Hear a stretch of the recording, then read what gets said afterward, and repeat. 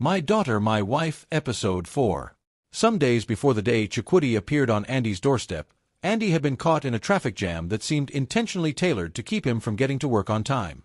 When he got to the office, Chidi was already in his office, and he noticed Chidi was talking with the general manager who had his back to him. "He must be in his office now, sir. I saw him earlier headed to the restroom," Andy heard him saying, and knew immediately that his friend was trying to save his head. He moved swiftly, and before the general manager found his way to his office, he was already sorting some documents, appearing very busy. "Good morning, sir," Andy greeted curtly and continued with what he was doing. "Good morning, Mr. Andrew. I called your office a while ago, but you didn't answer the phone. Why haven't you sent the proposal for the new collaboration with Brownies Limited?" he asked him, making Andy nearly faint. He had totally forgotten that he ought to have sent the general manager the proposal for final appraisal before the main presentation that was meant to come up 3 days later. "Oh yes, I tried to send it to you, sir, but found out that my system had somehow crashed. So I had to begin the proposal again," he said, showing him the proposal he started working on, but left unattended to for days because of his mother and Madonna's issues. "Mr. Andrew, I don't know what seems to be your problems lately, but you must understand that the only reason I'm being so lenient with you is because you have been very instrumental to the growth of this organization. Whatever it is that is keeping you from focusing on your job, please deal with it, and return to the head of marketing department that I have always known, or I'll be forced to get a replacement, even if I have to build someone from the scratch. Let me have that proposal the first thing tomorrow morning, or you won't like what I'll do," he told Andy and walked out of his office. He watched his boss walk out and wondered how the general manager who used to respect him so much because of his input in the organization was now treating him with contempt because of the lapses in the discharge of his duties as he tried to adjust to living with his mother and wife. He decided to get busy and ensure he had what he needed to give the general manager ready before the close of work because he didn't wish to go home with any work to do. Unfortunately, he hadn't really done any preliminary research on the Brownies Limited project, so he worked all through the day, thankful that he had made concrete arrangements for Madonna before he left the house. When he closed, however, he was far from finishing the job, so he packed my things and hurried out of his office to head home. "Andy, why don't you work late today and see if you can finish this job before you go home? I can stay with you until you're done," Chidi suggested, volunteering to stay with him after he told him the situation of things. "Look, Chidi, I know you're trying to be a friend, but asking me to stay back when I'm still worried about the state of my house, since neither my wife nor my mother has called since morning, is like asking me not to breath. Plus, I don't want my wife to really have to miss me so badly she considers going somewhere I don't wish she goes," he told him and made him prepare to go home too. He rushed towards his car and raced home to find Madonna watching a movie and smiling happily, while his mother slept on the couch. He wondered how his mother managed to allow Madonna watch a movie with the volume so high, remembering how his mother made them wish they could stop breathing whenever she lay down to sleep. Then smiled at the realization that his mother was now letting a lot go for his sake. After Madonna slept off that night, Andy went back to work, working as quickly as he could, and putting in his best to ensure the effort was worth the stress. By the time he was done, it was just a few minutes before 5 a.m. He was so tired and worn out, thinking of whether to start preparing for work, or to just sleep for a few minutes to enable his brain reboot, when the arms of sleep pulled him away. A heavy knock sounded on my door, jolting him roughly out of the sleep. "Who's that?" he roared angrily, wondering who dared bang on the door of his room as if he was owing rent. "It is me, Bizi Ajayi, and I have come to ask that Jezebel to let you go to work, Andrew." His mother's voice came reverberating into his room, shocking the hell out of him.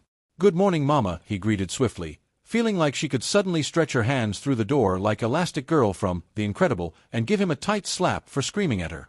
Madonna had been woken by the bang on the door too, and she was sitting with a frown on her face as she realized that his mother was referring to her as a Jezebel. Andy rushed into the bathroom and had a quick bath before dressing up as hurriedly as he could. "What is going on here?" "Madonna, that's my mother you're talking to in such a high tone," he was saying when he rushed into the sitting room to find Madonna screaming on top of her lungs at his mother. "Oh really? So now I'm not somebody's child, right? She had to hit my mouth this morning and all you have to say is that she's your mother." Madonna fired, making him open mouth without being able to say a thing. "Did you say I hit you? Did you just try to make me appear bad for asking you to shut your mouth and allow my son prepare to leave for work?" his mother asked, walking closer to Madonna to demonstrate what she had done before, to make Andy see what she had done, squeezing Madonna's mouth as she placed her right hand over her mouth. Andy didn't need anyone to explain further that his mother had apparently hit and squeezed her mouth as she tried to ask her to shut her mouth and refrain from speaking so loudly and end up distracting him from preparing to leave. And so, Andy was right in the middle of this noise when Chidi appeared in his house. Chidi trailed off after beginning his speech. And as tense as that made everyone, Chidi didn't seem prepared to say anything else. He just turned around and walked into his car. A honk outside the door made Andy jolt back to reality. He dashed out of the door to find Chidi sitting in his car and screaming at him to get the hell inside the car. "Look, Andy, if you don't put yourself together, I'm going to have to stay away from you. I can't keep covering your back while you leave it open every minute because of your uncontrolled desire for pleasure. I'm getting tired of you now. You're not a teenager, for crying out loud." Chidi berated him, looking truly upset. "I'm sorry, okay? I didn't plan to get late again today, but something happened," he tried to explain, feeling very bad. "Andy, you'd have been way sorrier if the general manager didn't believe the lie I told him about your car breaking down and you calling me to come pick you up earlier. You'd have been in a hell of troubles if I had missed you on the way and you arrived the office without me, when you failed to take your calls to know the game I had to play to save your head," Chidi told him angrily, and Andy looked at his phone to see that he had called him over a dozen times. "The phone must have been ringing while my mother and my wife were at it again this morning. I'm so tired, Chidi. I really don't know when everything turned this way," he lamented. "We're here, Andy. You better know the motor part that got you stuck on the way because you're taking up the lie from there. And Andy, once you're done with the general manager, please come to my office. We need to talk," Chidi told him and walked away. Andy rushed to the general manager's office, grateful to God that he was able to finish the job before he shut down the system earlier that morning. He looked at him in irritation as he scuttled around, trying to set up the projector to give him a demo of the presentation, just as he had requested for. The general manager refused to utter any word after the acknowledgement of his greeting when he entered until the presentation ended. "Mr. Andrew, like always, this is a superb job. You're good at what you do, I must say, but you've got to put your acts in order. It'll be a big shame if you're going to get kicked out of this place, when we need you so badly here. Whatever it is that is distracting you now, Mr. Andrew, please deal with it. And do it promptly, because this isn't the Mr. Andrew I hired and have been working with for so long. Please don't make me have to take a hard decision about you," the general manager told him. If only he knew that right after he told him the job was okay, he didn't hear any other thing he said, because his mind had drifted back to his worries, having ensured that he had successfully completed the task he gave him. "Mr. Andrew," he heard him call him, and knew that he had most certainly blanked out. "I'm sorry, sir, my wife," he began, but to his greatest surprise, his boss got up from his table and walked up to him, holding his shoulder as he spoke. "It's okay, Mr. Andrew, we have all been there, having to cope with family burden and getting so edgy when responsibilities become choking. I'll see what I can do about giving you a salary raise, and see how it can ease your financial burden, but you must also be prepared to do more for the organization. As a matter of fact, I have just decided to add your name to the list of those going to Chicago for the official negotiations for the collaboration with our new international organization of interest. Yes. You're going to be on that team because the only reason I omitted your name in the first place was because I didn't know your troubles were merely family and finance related, so now that we have an understanding, you'll be going," he told him, patting him on the back, wrongly assuming that his mention of his wife meant that he was under pressure because of financial stress. He didn't see Chidi until sometime before closing because the general manager had compelled him to immediately go to the department in charge of their travel arrangements and logistics. "You need to stop laughing now, Chidi. I don't see anything funny in what I've said," he said angrily as he sat opposite my friend, asking him for suggestions on what to do about what the general manager had offered him. "Forgive me, Andy, but I think you're going crazy. How can you be looking all flustered that the boss had offered you a salary increase and wants you to go on a trip to Chicago, when we know the fringe benefits that go with that kind of trip, just because you think your wife won't like the idea of you staying away for a fortnight?" Chidi asked, looking angry himself. "You know what, Chidi, I don't blame you. You don't know what it means to be in love, so you won't understand what's going on in my life right now," he told his friend with a hiss. "You're not in love with that girl, Andy. You're obsessed about the crazy things she does to you in bed. And if you as much as get a different kind of experience from another woman, you'll understand what I'm saying. You have simply never had a good sexual life before this time," he told him. "I take exception to you referring to my wife like that, Chidi. The one you're calling that girl is my wife." Andy roared. "No, Andy, She's just a piece of fantasy.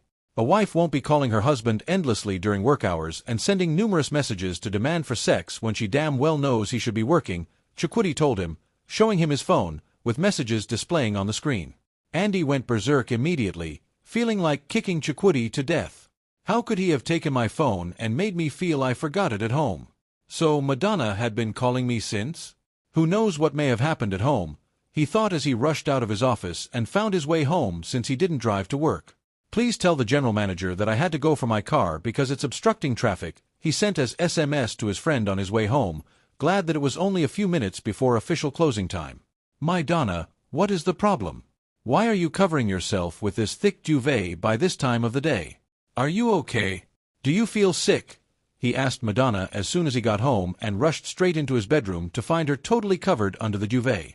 Madonna asked him to leave her alone, asking him how he could pretend to care about her when he ignored all her calls and messages, all day long. No baby, you can't say that. How could I have abandoned you when you know you're the only one that matters to me in this life?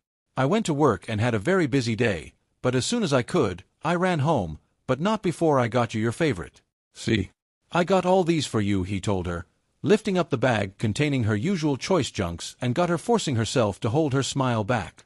Moments later, he walked to the sitting room to say hi to his mother before she'd come to his room in annoyance. He noticed how she looked at him as he rushed past her sitting in the sitting room, and he knew even though she seemed to ignore him, she'd certainly come banging on the door sooner than later. Pleasing his wife and mother had become almost like flying over the infamous Bermuda Triangle, because their interests were clearly opposing. Unfortunately, there wasn't any of them he was willing to let remain mad at him, so he was always fighting to keep each of them happy. His younger brother told him she decided to stay because she told them he was under spell, so she needed to keep an eye on him. Mama, I got you something on my way back, he told his mother and was surprised that she asked about his job instead, totally ignoring what he had said. Very well, Mama. I was able to deliver the presentation my boss needed, and everything is okay. You see, you have to stop worrying too much about me and my job. I have everything under control, he told her, trying to sound very convincing, even though he was still worried about the trip to Chicago and how it'll affect his relationship with Madonna. Look, Andrew, I know you're an adult and should be allowed to take your own decisions, but you see the way you're going about this girl, there's no mother who would sit and watch things get out of hand with her son and do nothing. You said the reason you wanted to marry her was to ensure your first biological child doesn't get taken away from you, but it seems she's on the way to taking your life and everything it's worth away from you. I saw your friend that came to pick you up earlier today, and I can tell that something isn't okay in your workplace, and now, you still rushed home before closing time. Tell me, have you been fired? Did you get dismissed already? She asked him with worry showing all over her face. I didn't get fired. I was asked to come home before closing time because I need to prepare for a trip to Chicago. My boss is sending me and some others on my team to Chicago for a business deal. The trip is supposed to last for 2 weeks and I'm expected to put my house in order before I leave. That's why I was allowed to come home now, he lied smoothly. Oh really? You were asked to put your house in order or your room in order, Andrew. You are not talking to a little child. I am only hoping that you aren't playing with your life, she told him, making Andy look uneasily away. She looked at him and decided to ignore his slip. When are you leaving for your trip? She asked him instead, brightening up in a way that made him see she was happy about the trip.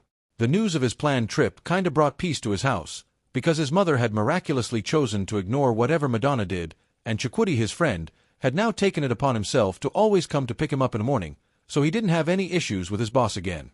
The general manager seemed very happy with his decision to give Andy a salary raise, because he assumed the hope of the raise helped him calm his home and now enabled him work as expected.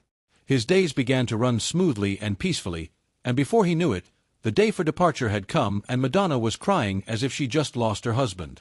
She rode with Andy to the airport and nearly created a scene with her cries as he was forced to get out of her arms to check in.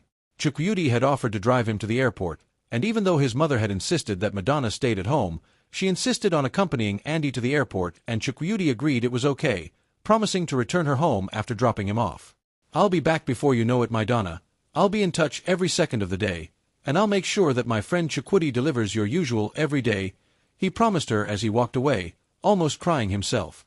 Chidi was finding it hard keeping her from rushing after Andy, and when he turned back to look again, she was crying pitifully, resting her head on Chidi's shoulder. "I didn't know your wife is this young, Sola," one of Andy's colleagues told him as they boarded. "Oh, she is," was all Andy could say, and took his seat, looking as sad as he could be, and wishing he hadn't agreed to go on the trip. Since the first day he got intimate with Madonna, he'd never had to stay a day without her, so while they were flying to Chicago, his mind was preoccupied with what he'll do with himself when he started missing her. Andy had been in Chicago for less than 4 hours, but he was already missing his wife terribly. The thoughts of her being sad because of his mother had been taken care of because he had ensured that the housekeeper and his friend, Chidi, were properly briefed on what to do before he left, and his mother also promised to help him out. The maiden physical meeting with their international partner was billed to hold the next day, and as the head of the marketing department, he was saddled with so much responsibility that he needed a lot of focus to get the expected result. Miss Sola and the other 2 gentlemen in his team had their own parts to play, but he needed to ensure he didn't fall below expectations, so he had to do what he needed to do, but he also knew that he had to reach his wife and be double sure she was okay. Andy didn't roam his mobile number, so he was out of reach to Madonna, and since he had just arrived, he hadn't been able to process the registration for the mobile number that was assigned to him for use for the period of time he'd be in Chicago. "Oh, I can as well chat her up on Messenger," he thought happily and logged in his Facebook account, only to notice that she was offline. This is unlike Madonna. She's always active. What could have made her stay offline for so long, he imagined, after checking for the 4th time. He decided to send Chidi a mail, and asked him to check up on his wife to be sure she was okay. He didn't want to believe his mother had seized her phone and turned it off, but as he thought of it, that had to be the only reason she remained inactive for so long. Chidi replied his mail just a few minutes later, telling him about how she had lost her phone on their way from the airport. "Your wife lost her phone in the fast food restaurant we branched off to get her burger and yogurts on our way from the airport. I'll have her speak with you when I visit your house later tonight to give her the evening delivery as your lordship had instructed, so I think you should concentrate on your job there. Your wife is okay," Chidi's reply had read. Madonna and her carelessness with things. How could she have forgotten an iPhone 13 in a fast food joint just because of her large appetite for burger? Andy thought, somewhat unhappily as he recalled that it was the 3rd phone he had bought her that month. The last time she lost her phone, she had gone to the salon to fix her hair and lost it somewhere along the line, and had made him spend some extra dough to put off the fire her wrong accusations against the salon owner had brought. Turns out she lost the phone in a cab, and the driver was only kind enough to tell them he wasn't going to return it because he was going to sell it to take care of his personal needs through an SMS when Andy kept calling and sending messages to ask for the phone to be returned. He decided to get back to work, preparing for the meeting he knew would hold the next day, deciding to have Chidi get her another phone the next time he spoke with him. The meeting he was preparing for was an important meeting because even though his organization has been having small-scale collaborations with this foreign organization before, this was their first major deal with them. All the needed materials for his presentation were sitting on his hotel room table as he began to create the slides and get them in the right order and progression. About 3 hours later, he was through with his job, feeling very good with how fast he had worked and how because he didn't have any form of interruptions in the form of phone calls or screams from his mother and wife, he was able to do so much within a short time. "Ah, women! They're just necessary evil," he thought with a smirk, agreeing within himself that he would be more productive without Madonna, but not ready to lie to himself that he wanted to be so productive if it had to come on the wings of staying without Madonna. Time check, and he knew it was certainly late in the night at the other side, but he needed to speak with Madonna. He needed to be sure she was okay. Calling his mother's phone to ask her to hand her phone to Madonna would be intentionally waking up troubles, so the best bet was to speak with Chidi about it. He wondered why Chidi hadn't given him a call on FB Messenger as he had promised, and decided to call him to remind him to see his wife before he goes to work the next morning. "Hello, Andy. I'm really tired and worn out right now. Please speak with your wife," came Chidi's voice before he handed his phone over to Madonna. Cold chills ran down Andy's spine as he heard him talk about passing his phone to Madonna. A quick calculation of the time difference told him it was close to midnight on their end. What is my wife doing with Chidi at the time of the night? He was wondering, then he heard her voice. "Hello, Daddy. I've been dying to hear your voice. You haven't even been missing me," she accused him straight on, keeping him engrossed in defending myself for about 5 minutes before he got a chance to ask her why she was with Chidi. "Oh, he came by to drop off my yogurt and burger, but had to come back here because his flash drive fell inside the bag he gave me, and I can't find it. We have been searching for it, and I don't even know where I kept the bag again. I don't know what's so important about the flash drive anyways. I even told him to ask you to get him a replacement, and he was looking at me as if he was going to hit me." Madonna complained. "My Donna, you saw a flash drive in a bag he brought you, and you didn't know you have to keep it safe? Are you saying you do not know that Chidi, my friend, is the chief accountant of our organization, and he'd certainly have very sensitive and important files in that flash drive?" he asked her, and she began to sob. "Oh, so you're going to be mad at me too? You left me all alone here, and just because of a little mistake, you want to scream at me now and make me have a heart attack? You flew so many miles away from me, and the first time you speak with me is to rebuke me?" she asked, making him feel both angry and tired. "I'm not mad at you, my Donna. I'm just saying you should be more careful." "Okay, please stop crying. I'll tell my friend what to do now if you can hand him the phone," he told her. "Andy," he heard his friend call tersely as he picked up the phone. "My guy, I'm sorry that I put you through all of these. I can already imagine how you're feeling, and I truly apologize. If I know my wife well, she must have put that bag inside a purple bag at the left side of the bed. She stores all the disposable bags there, for what I don't know. Please check there and see if the flash drive would still be there," he told his friend, hearing his grunts in frustration as he began to rummage through the bag. Then he heard a yelp. "Some wife you got yourself, my man," he told Andy in pure sarcasm, but Andy was glad that he had seen the flash drive. They spoke for a few more minutes, and he told Andy he needed to rush home for the little night rest he could get before work the next day. "Thank you, Chidi. You're one in a million friends," he told him before he hung up. Then he became restless. Who knows what Madonna was wearing all the while Chidi had to remain in that room to search for his flash drive, he wondered as he walked out to get an early dinner. It was just 6 p.m., and Andy was going crazy, staying inside the room and imagining things that were messing with his mental health. He walked into the hotel's restaurant and flipped through their menu absent-mindedly as he kept seeing Madonna in her scarf and wondered if that was what she had on when Chidi was with her. "Oh, you're here already?" he heard Sola asking him as she took a seat beside him, not bothering to ask if he was okay with it. It was a good thing she came actually, because she was able to get Andy to talk about other things, as she kept trying to get the information she needed for her own part of the project off him, knowing how well he always researched his partners before any collaboration.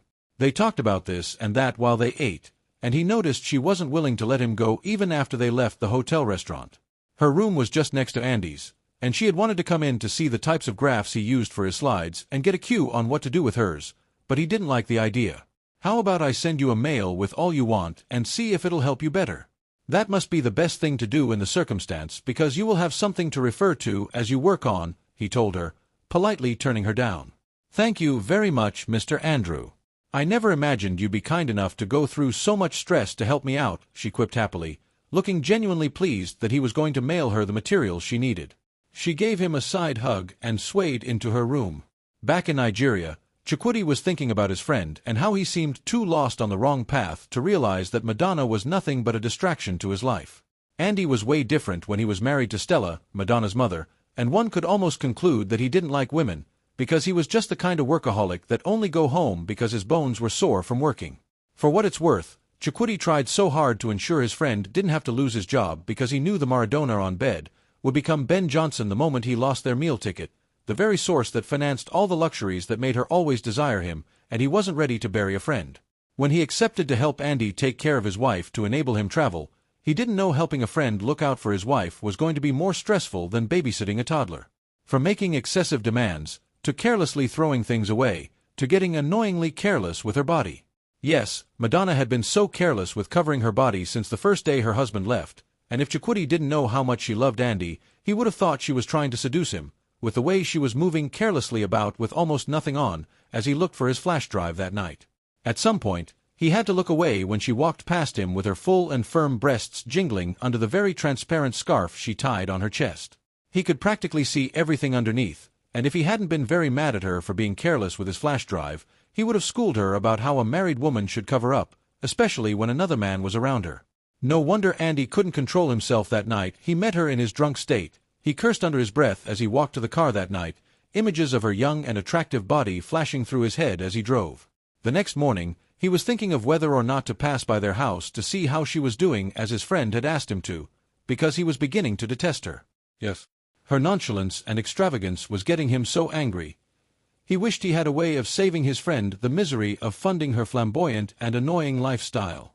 While he was in the office, Andy sent him a mail, asking him to buy her a phone, So he decided to forget about the decision of not seeing her that morning and just send her the burger and phone as soon as he could find an excuse to leave the office. "Welcome, Uncle," she greeted him respectfully when he got to their house later. Her mother-in-law told Chidi she hadn't seen her that day, and didn't care if she lived or died. It sounded quite harsh coming from someone that should care for a pregnant daughter-in-law, but Chidi had to smile and walked into the room to see how she was. "How are you, Mrs. Andy? Why are you under the duvet by this time? Are you okay?" he asked her, concern budding in his heart as he noticed that she seemed unwell. "I've been cold and hungry, but too afraid to ask Mama for food because I don't know what she'll do, now that my daddy isn't around and has forgotten about me," he heard her say, pouting pitifully as she referred to Andy as Daddy, making him feel sorry for his friend. "Okay, he called earlier and wanted to be sure you're okay. He asked me to get you your usual before any other thing," he told her, producing the bag containing the stuffs he got her. Her eyes widened in excitement as she noticed that a phone was in one of the bags, and before he could process what was happening, this girl jumped out of the bed, letting the duvet drop, and uncovering her almost totally unclad beautiful body. "Geez!" Chidi exclaimed, getting up from the bending position he had taken to offer her the bags, but she was too fast. She had jumped on him, making her slender legs encircle his waist and her soft hands, his neck. Her head was resting on his chest, and she was saying, "Thank you, Uncle." And for some strange reasons, his third leg was responding. Yeah, he was beginning to feel tension building up around his groin, and as hard as he tried to look away from her breasts that were sandwiched between hers and his body frame, it was so annoying how he couldn't stop noticing that she was wearing just a G-string pant and her chest was totally uncovered. That's okay. I have to leave now," he told her and tried to push her off him, but this girl chose to slide down and made her entire body graze over the shameful hardness that she had created below his belt line. Then she stood looking at him with her lips quivering and her eyes dancing as he equally stood mesmerized, gazing into her eyes for what seemed like ages. "Take care of yourself, Mrs. Andy," he told her and willed to move away from her, but she held his face in her hands and gave him a quick kiss on his cheek. "Okay then. Thanks for getting me all these. You're really a very nice man, and I can't thank you enough for always being there for me since my daddy traveled," she told him, her eyes twinkling in mischief, and walked away from him. For some strange reasons, as she walked towards the table to pick up what he brought for her, Chidi was looking at her, noticing how well the maker crafted her, with her butts looking so inviting as she continued to make them toss up and down, while she walked. A part of him felt like touching them to know if they were real or one of those silicone stuffs many female celebs carried around, but a voice of restraint bellowed at him, compelling him to turn around and run away. He saw Andy's mother in the sitting room as he hurried out of Andy's room, and felt almost too guilty to bid her goodbye. The way she looked at him, and the way the housekeeper shook her head as he walked out, made him feel so ashamed of himself. It was as if they were looking at a man who just came out from peeping his mother-in-law while she took her bath. "Well, I haven't done anything wrong after all. I was able to make a run for it before things got out of hands. It's still as it was, she was just too free around me, and my foolish propagator had almost betrayed me, but God did it," he consoled himself as he drove back to the office. After work that day, he decided not to deliver any burger to her. He made a delivery man send her the stuffs instead and rushed home. He was so happy with the self-restraints he had put in place, ensuring that he didn't have to go to his friend's house again until he returned. She now had a phone to communicate with her husband, and a dedicated delivery man had been put on standby to send her the stuffs her husband made Chidi agree to always make her have. So Chidi was shocked to the core when Andy called late that night to tell him that he hadn't been able to reach his wife. "What happened, man? Did you forget to give her the phone as planned?" Andy asked him, making him look at Andy again in shock. "What do you mean I forgot to give her the phone? Have you not called her yet?" "I delivered the phone since morning, and I was expecting that she would have set the phone up, and at least contacted you," he replied. He saw Andy squint in confusion, before he asked the question that made him know my friend was truly done for. "Chidi, did you by chance buy her an Android phone? Because if you did, that explains why she hasn't activated it. Madonna would never agree to use anything less than the iPhone 13 she had been using," he told Chidi. "Oh really? So I was supposed to buy an iPhone for your wife, with a salary advance you're asking for the third time before this month ends? Andy, are you aware that if I had bought her the iPhone, all you'd have had left will be about $10K, he asked him. "And so what, Chidi? Look, I appreciate that you're trying to look out for me, but don't you keep trying to tell me what to do with my life. I'm a man," he thundered. "Well, I didn't buy her an iPhone and I won't buy it. You can do all that nonsense when you return. And Andy, that wife of yours is, he was saying when I heard Andy say, yes, please come in, and tried to see who he was talking to. I'll call you later, Chidi. There's something I must attend to now. Andy told him, and the connection went off.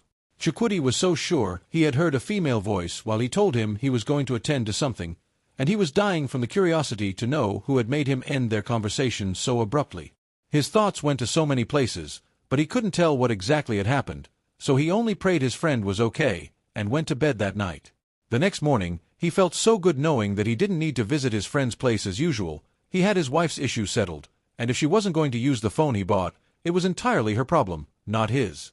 He sat in his office later that day sometime before closing, after calling the delivery guy to be sure that he had sent her the stuffs, and began to organize the documents on my table, in preparation for closing, when he heard a sharp knock on his door.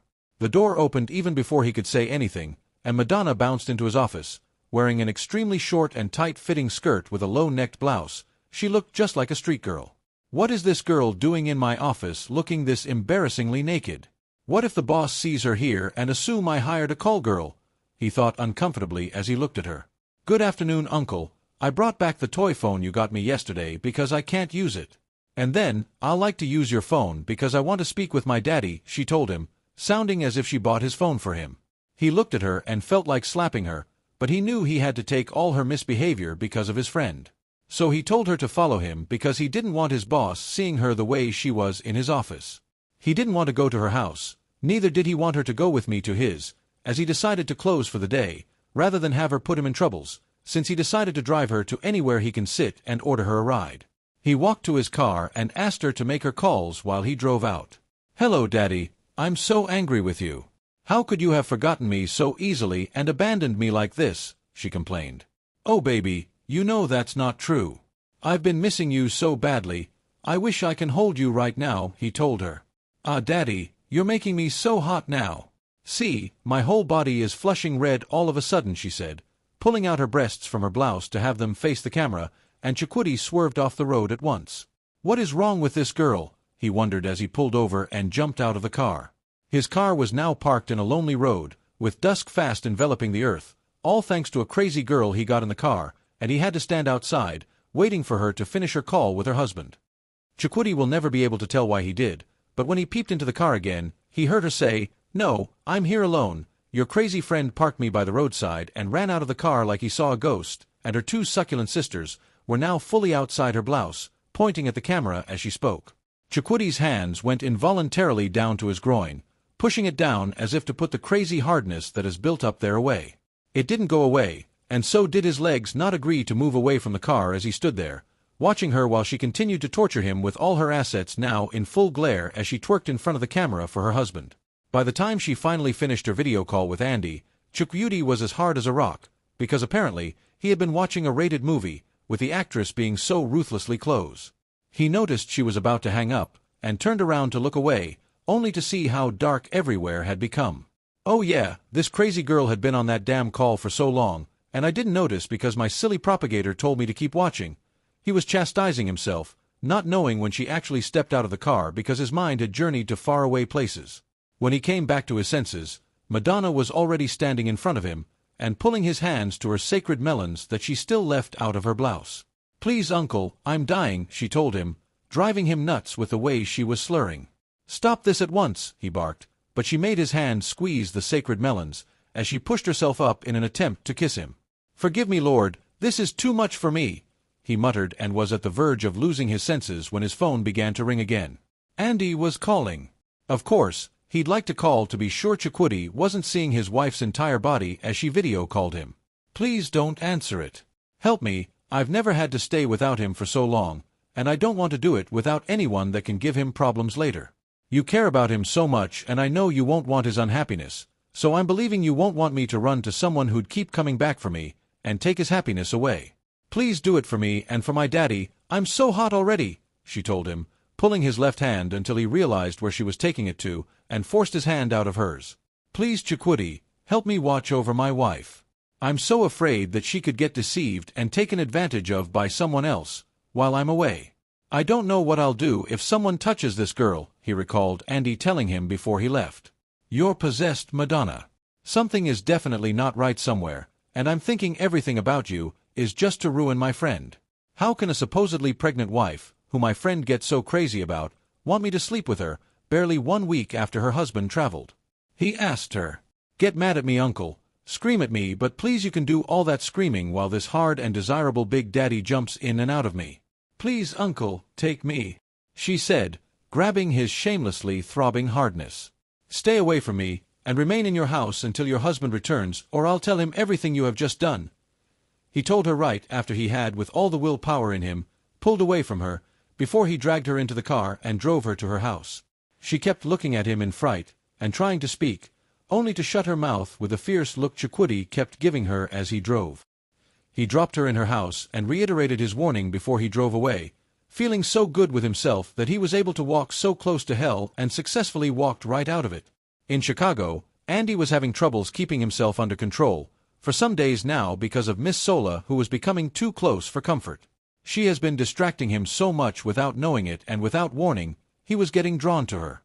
The other day, he was on a video call with Chidi talking about his wife when she knocked and entered his room with her laptop, almost without a top. Yes. Her upper part was covered with just a small top ladies' call crop top, and Andy was having a hard time talking with his friend. He had to abruptly end the call. I'm sorry, Mr. Andy, I didn't know you were on a phone call, she had told him, and walked closer to take a seat beside him. It's okay. Is there something I can help you with? He asked her, trying to look away from her as he spoke. Yes, it's about the template you sent me earlier. I replied that email asking for directions on what to do because the presentation is tomorrow, but you didn't respond, she told him, and it dawned on him that she may have actually been trying to get a hold of him while he was trying to reach Madonna. He apologized for not replying her mail, explaining that he was actually trying to call his wife. Then he took a look at her laptop and noticed he had sent her a wrong template and had to search for the right template for her. Some 1 hour 30 minutes after, Miss Sola was leaving his room happily, after having him practically create all the slides of her presentation himself. She gave him a full hug, making her soft sister massage his chest for a few seconds before she walked out of the room.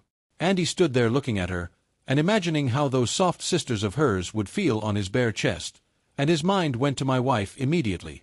Why the hell can't this girl just take pity of me and activate that phone, at least until I return, he thought unhappily, pacing to and fro in his room. The following day, Miss Sola and Andy, along with other members of their team, went for the negotiation with their business partner, and just as they had hoped, they had a very successful outing. Oh, this calls for celebration. I owe this success to you, Mr. Andy, and I must give you a thank you treat, she told him, and his heart almost escaped the ribcage with the way it shook. What did she mean by a thank you treat? Why was she trying to get closer while I tried to run farther away? He thought miserably. She was keeping him confused with the way she related with him because from beginning, he knew Miss Sola as someone who was a no-nonsense lady that never had time for the numerous guys in their organization always clamoring for her attention. She was quite a young lady, beautiful in her own light, but never associated or mingled like every other lady in the organization. So when she began to get close, acting so freely around him, Andy thought she was interested in him, and it made him try to stay far from her because he didn't want anything that would give him or his wife troubles. She was giving him a hell of confusion because 1 minute he'll be so sure she wanted him to get involved with her, and in the next minute, she was showing the boundaries between them. You look unhappy, Mr. Andy. You can relax. It's just a harmless treat. I know you're a disciplined and responsible man, who has no interest in anyone but his wife. I have been observing you and the other guys, and I know that I don't need to be so cautious around you because I have witnessed the show of love between you and your wife, and I can tell that you're deeply in love with your wife. So in appreciation for what you have done, and how you have helped me deliver my own part of the deal, I'm going to buy you dinner tonight, and you're not allowed to say no, she had told him, chatting so freely like someone talking with her age-long friend. He saw the sincerity in her eyes, and understood that indeed, she wasn't interested in any form of intimacy with him, and felt bad. He was supposed to be happy that she wasn't interested in him, but a part of him felt bad because he was unconsciously getting so drawn to her that his subconscious mind wished she liked him. So after lunch, she came to his room to ask when he'd like to go out on the dinner date, and they agreed on time and venue. She was still saying something when his phone began to ring, and he told her to give him a minute. He took the call and it turned out to be Madonna giving him a video call with Chiquidi's phone. He rushed into the bathroom as she talked about how hot she had become and how she wished he was there to take care of her needs. Miss Sola was already gone when Andy came out, and he was thankful for it, or she would have seen him in the sorry state he was in. Chiquidi called him about an hour later and told him he had just dropped his wife at home before he went home. He asked Andy about the project and wanted to know if he had made his presentation. Yes, Chiquidi. My part in the deal is done. The legal team are working on getting a feasible contract and finalizing with the deal. We're as good as done here, he told him happily. Okay man, then I can as well tell you what I have to tell you. I'm finding it difficult breathing any time I realize I haven't told you the truth about what transpired between your wife and I, and have you decide what you must do to save yourself from an early grave, he told Andy, and he nearly suffered a heart attack. Chiquidi, tell me, did you touch my wife? I've been having a bad feeling and I can tell that something is wrong from the way you're sounding. I won't blame you if you couldn't control yourself around her, knowing the type of person she is, but I need you to be honest with me. Did you or did you not sleep with my pregnant wife? He asked him. Well, I didn't do it. I feel bad though because I was only able to run away from the pit, with some parts of my body almost falling inside before I could snap out of it. Your wife tried to seduce me, pulling my hands to her sacred melons when I wasn't expecting it. Where I got the strength to resist her I can't tell, but I had to tell her I'd be watching her after she threatened to do it with someone else since I refused to do it. But my friend, I am not going anywhere near your house ever again. I don't care if she wants to sleep with all the men in your neighborhood, but I just won't be the one who escaped the first 2 temptations and fall for the third, he told Andy and hung up. The roof began to spin, his head aching terribly, and darkness began to envelope him as he fell on the bed, losing consciousness. When he came around, his head was on Miss Sola's thighs and she was shaking him fearfully, asking him to wake up. When she got into the room and for how long she had been there, he couldn't tell, but he was grateful she was there with him. Oh God, I'm finished. Why Madonna, he kept saying, and even though he couldn't tell Miss Sola what exactly was his problem, she knew something was wrong and stayed with him, talking, encouraging and advising him to pull himself together. He knew she didn't need anyone to tell her that I won't be able to go out again. What he didn't know was who asked her to order them dinner and champagne. He ate that night because she kept forcing him to eat, and just like a friend would do, she began to spoon-feed him at some point, making him look at her in shock. With their dinner eaten, she opened the champagne and forced him to make a toast. To whatever tomorrow holds, he said, raising his glass, and she brought hers closer for a cling. They kept talking and drinking, and before long, he opened the bottle of whiskey that came along with the hamper she bought. That's too strong for you, he tried to warn her, but she was trying to show him how tough she was, making him feel ashamed that he couldn't finish a glass when she swallowed hers with just a frown. Oh, come off it. We all need it once in a while. Come on, drink up, Mr. Andy. It'll make you forget your worries, she told him, and he found myself swallowing one glass after another. By the time they finished the bottle of whiskey, he had forgotten about what Chiquidi had told him, but suddenly remembered that he's not been with a woman for a while now, because he was suddenly noticing for the first time that Miss Sola's sacred melons were big, and wondered how they'd feel in his hands. Andy tried to shake off the feeling and urge to hold Miss Sola, but it seemed to be getting more overwhelming as she kept laughing while she told him a story he wasn't even listening to. In their organization, he had seen men get embarrassed for trying to woo her, and he knew her as one who never socialized with others. But that night, with her smiling so freely, and trying to make him forget his sorrows, he felt like giving her a thank-you kiss. He must have been looking at her strangely, because she suddenly stopped laughing and told him she wanted to get something for them from her room. Please get in bed. I don't want you touching any of these things before I return. And yes, you're not allowed to get out of bed until I return, or you'll spoil the fun. I'll lock the door from outside, so you don't have to come down from the bed until I bring the stuff over, she told him and rushed out of his room. He had no way of knowing that she was tactically sending him to bed. When he woke up, Sola was sitting beside him, and he was more sober. The strong urge to grab her was gone, and so was the desire to kiss her. But he was recalling what made him drink again, and his heart was breaking. Good morning, Mr. Andy. You look better now, at least, that funny and strange look is gone. How was your night? She asked. His heart skipped a beat at her words. Did I do something wrong? Did I act unrestrainedly with her? He asked himself, his heart thudding in shame. Miss Sola. Yesterday I was, he stuttered, but she held her index finger to her lips. It's okay, Mr. Andy, you were just reacting to your situation. I noticed you didn't want to talk about it, and you were hurting badly, so I had to make you shut out the pains the way I do sometimes. Talking about what made you feel so depressed may not really be easy, but it's always the easiest way to ease your heart of the burden. You're a nice man, Mr. Andy, and I'd like to have you understand that whenever you feel like talking about it, you have someone who will listen to you and offer you a shoulder to cry on, Sola said, making him want to cry as he listened to her suggest how best to let their friendship boom without awkward moments. From a distance, she had always seemed difficult and unfriendly, but for the few days that they got close, he was beginning to see the friendly, caring, and good-natured Sola, and she was amazing. Later that night, they went to the hotel restaurant for dinner, and while they ate and chatted, they looked everything like a couple, because not only had Sola dropped all the resistance she always had on, Andy was also feeling so good talking and laughing with her, with no restraints whatsoever. Some crazy idea about going to the club came up, since they were trying to still spend time together, but in a public place. Andy had to dance at some point because he was getting tired of watching the dudes that kept flocking around her for a dance, some getting so daring, they held her waist while they danced as if she belonged to them. Her eyes were twinkling in amusement as she noticed how clumsily he danced, and though she didn't want to laugh, he could see her eyes laughing as she danced in front of him. Watching and copying other that danced on the floor, Andy held Sola to himself and ended up getting too close for comfort. "I'm sorry, Miss Sola, but your lips are quivering," he told her before his lips claimed hers. Her eyes opened wider in shock for a few seconds, then she shut them as tightly as a little child that had seen a medicine spoon approaching her lips. At first, she stood immobile, not resisting him, but certainly not responding to the kiss, and her face kept faltering between a frown and creases of her brows. By the time he let her go, they were both panting for air, and she was running away, while he chased after her. "I'm sorry, Miss Sola. I shouldn't have done that, but I just kinda lost," he was saying as he caught up with her at the entrance of her room. "It's okay, Mr. Andy. I don't really blame you for this. I should have known better than trying to have you forget your troubles, being so free around you, making myself a scapegoat. You're a man after all," she said and ran into her room, locking her door behind her. "What is this that I have done now? How could I have let the friendship she offered me get messed up because of an impulsive kiss?" Andy thought unhappily as he walked back into his room. He tried to reach Sola several times that night, and the days that followed, but she was clearly avoiding him, giving one excuse or the other why she couldn't see him.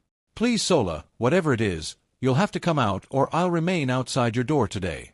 I've told you that I'm sorry about what happened, but if you're going to keep treating me this way for my first mistake, then you're as bad as I am," the message he sent to her read, and before long, Sola, who had told him she went out with her boyfriend, opened the door to talk to him. "Why am I getting so flustered and hurt at the thought of her having a man with her? Seeing her dance with those guys had made me so mad that I had to force myself to dance, even when I knew I could make a mess of myself. And now, even when I'm supposed to maintain decorum and try to make amends and make her see that I could be just a harmless friend, my fear of her having a man with her is making me still act rashly." He berated himself after he got in and found nobody there. "Look, Sola, I know I've not been at my best behaviors lately, and I'm sorry. I've just been feeling so bad about the other night, and now that we're returning to Nigeria tomorrow, I do not wish that things remain the way it is now. I'm sorry for making you think less of me with the way I acted. But I'm not sorry that I kissed you. Yes, Sola. I've been trying to understand why certain things have been going on in my head, and I've come to realize that some things are beyond our control. And even though I should be sorry that I kissed you, I feel I should treasure that moment that has woken up something in me," he told her, walking closer to her, and she kept retreating, until she had no space left between her and the wall again. He placed his two hands on the wall, on the two sides of her head, and looked her in the eyes, trying to make her see what he was saying. "Mr. Andy, this isn't right. You're a married man, married to a young and beautiful girl who loves you just as much as you love her. Why are you trying to do this? You're only missing your wife, and I know the moment you get back to Nigeria, all these will be a thing of the past. Why are you risking the love and joy you share with your family because of a momentary passion? Have you stopped to think about how your family will be affected if I allow this FO0 Larry overwhelm us? I have been through a lot, Mr. Andy, and my decision to keep to myself isn't because I do not have people who wish to kiss me when they're away from their wife. It's because I have decided not to have anything to do with the gender that got me engaged, only to secretly wed my best friend with all the money in our joint account," she told him, pain creeping into her eyes. His hands fell to his sides as the enormity of her words hit him. Yes, he knew that the moment he got back to Nigeria, he'll be too busy with Madonna, trying to make things right with her because of his unborn child, to remember a kiss he shared in a foreign country. Thank you, Sola. I'll never take your friendship for granted. Thank you for being so disciplined and understanding, he told her and walked out of her room. But then, Andy wasn't prepared for the shock that awaited him in Nigeria. Do you want to know what Sola did next? Do you want to know what magnitude of shock awaited Andy in Nigeria? I'll be in the comments section to know what you think. Don't forget to give this video a thumbs up. Subscribe to this channel and hit the notification bell to get notified when I post the next episode of this very interesting and lesson-filled story.